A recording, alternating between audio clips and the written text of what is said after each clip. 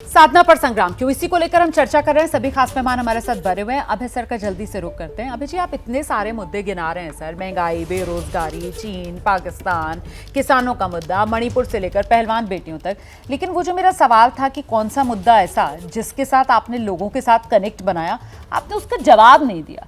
क्या यही वजह है कि कोई मुद्दा चल नहीं पाया और इसीलिए अब चलते चलते प्रधानमंत्री नरेंद्र मोदी की साधना को इस चुनाव में मुद्दा बना रहे हैं आप लोग? चुनाव आयोग तक पहुंच गए शिकायत लेकर। अभय जी,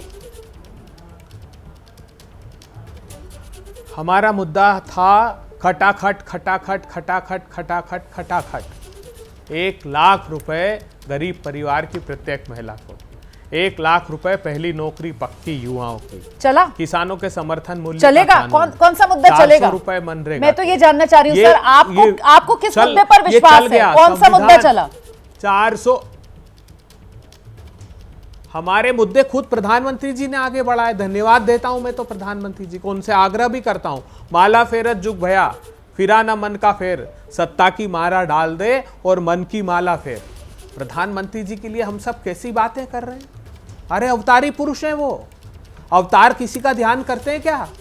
खुद सारे भक्त उनके ध्यान में लीन है। ये बता रहे हैं 9 कैमरे लगे हुए। 9 कैमरे नहीं, ब्रह्मा विष्णु महेश की दृष्टि है, वो पड़ रही, उसको आप कैमरे बता रहे हैं। हे अवतारी पुरुष, महापुरुष, बाबा आपका समय हो गया है। ये जो आप बड़े मजे लेकर, ये जो बड़े मजे लेकर आप बीजेपी पर वार कर रहे हैं ना, जरा जवाब लेते हैं। जफर भाई आइए। दिक्कत यहाँ पर जो मैं समझ पा रही हूँ विपक्ष को इस बात को लेकर है कि साहब ये साधना कर रहे हैं, फिर इतने कैमरों की क्या जरूरत है? मतलब हर तस्वीर पूरे देश में क्यों प्रसारित की जा रही है? कैमरों से दिक्कत है ना, है ना? चलिए जफर भाई जवाब दीजिए। समझ में नहीं आता है कि अगर वो कोई प्रचार तो कर नहीं रहे, वो साधना कर रहे हैं। प्रचार आप उनके लिए आप प्रचार कर रहे हैं। इतनी चिंता जता रहे हैं जितनी चिंता ने किसी और लोगों ने जताई नहीं। सिर्फ पॉलिटिकल पार्टीज, ऑपोजिशन पार्टीज को चिंता हो रही है और आप प्रचार कर रहे हैं। अच्छा, आपको भी हम धन्यवाद देना चाहते हैं कि ऑपोजिशन बेंच इस पूरे जो प्राइवेट अफेयर था, जो सीमित लोगों के लिए था, उसको आप पूरे देश और दुनिया में फैलाने का काम किया। धन्यवाद देता हूं आप और आपके ऑपोजिशन बेंच को कि आप लोगों ने इस बात को फैलाया। ये हमारा मकसद नहीं था। प्रधानमंत्री को आज जैसी खूबसूरत बहस जो है, मुझे लगता है उससे करने का कभी कभी मौका मिलता है मुझे, जहां पक्ष विपक्ष दोनों एक दूसरे को धन्यवाद दे रहे हो। मतलब मैं तो आप दोनों को धन्यवाद देना चाहूंगी, इतने अच्छे से सभ्य तरीके से आप दोनों एक दूसरे का धन्यवाद देकर इस बहस को आगे बढ़ा रहे हैं। लेकिन जरा सा वो जो कैमरों से निकलकर तस्वीरें सामने आ रही है, मुझे लगता है उस पर बात करना जरूरी हो जाता है। और मनोज काका जो है वो बेहतर तरीके से बता पाएंगे क्योंकि उत्तर प्रदेश से आते हैं, और उत्तर प्रदेश में वो जो एक भगवाधारी हैं, उनसे किस तरीके का नुकसान समाजवादी पार्टी को हुआ, ये मनोज काका से बेहतर और कौन जानेगा। और ऐसे में अब प्रधानमंत्री नरेंद्र मोदी, वो भी गेरुए रंग के चोले में नजर आ रहे हैं, तो वो डबल इंजन की तरह, डबल भगवाधारी, इसी का डर दिख रहा है क्या मनोज काका? नहीं, कपड़े को लेकर के नहीं कोई टिप्पणी हो सकती है। भगवा से कोई दिक्कत नहीं है हमको। वो एक कबीर का दुआ है कि मन ना रंगाए जोगी रंगा लिए कपड़ा, दढ़िया बढ़ा के हो गए बकरा। तो इस तरह से कपड़े के रंगाने से मन का जो मैल है ना, वो नहीं जाता।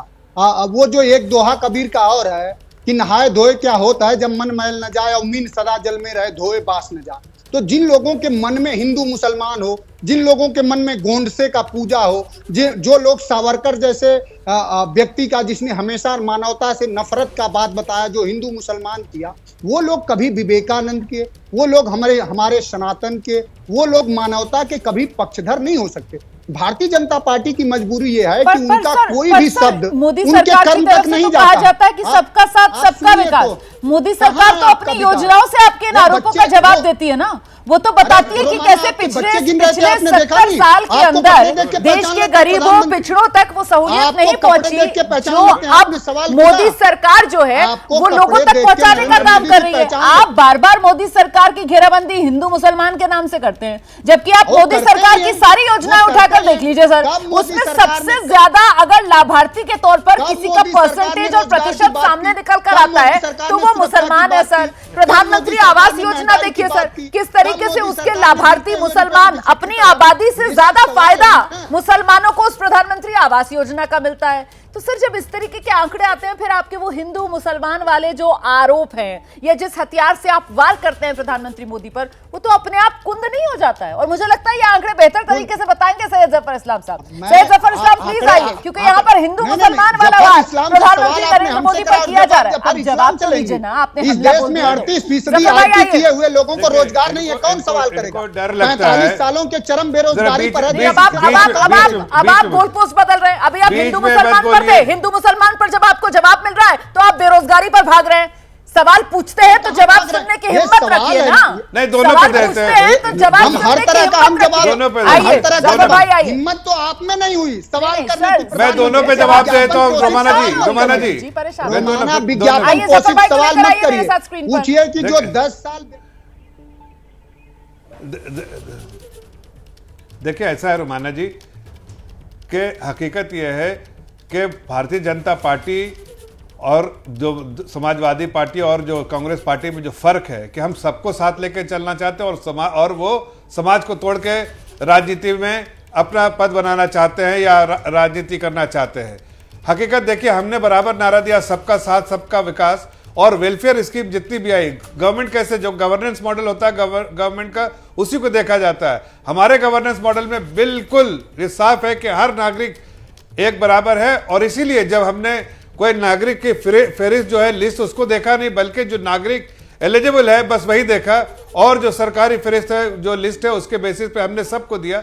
उसमें आपने सही कहा, मुस्लिम समाज के लोग आबादी 14-15% है, नागरिक लेकिन कौन लोग जो हैं? लाभार्थी हैं ज्यादा बच्चे वो वाले 22, 23, नागरिक 24 जिसको मोदी जी बता रहे हैं वो कौन लोग हैं? 24, इसको व्याख्यायित करिए ना जफर अरे भाई। वो आप तो आप नहीं तो हो ना।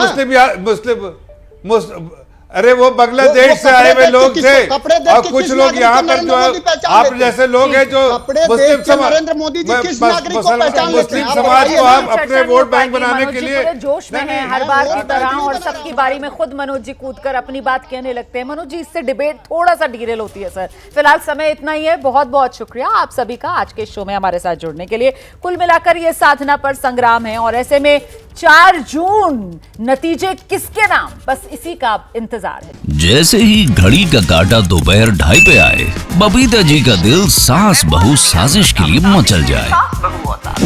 और ये है इनकी बहू, पूरे दिन ऑफिस की टेंशन हो जाए गॉन जब ये करें अपना फेवरेट शो फ्री टाइम पे ऑन। इनकी तरह आप भी देखिए अपना फेवरेट शो अपने टाइम पर, और डाउनलोड कीजिए एबीपी लाइव ऐप अपने स्मार्ट टीवी पर।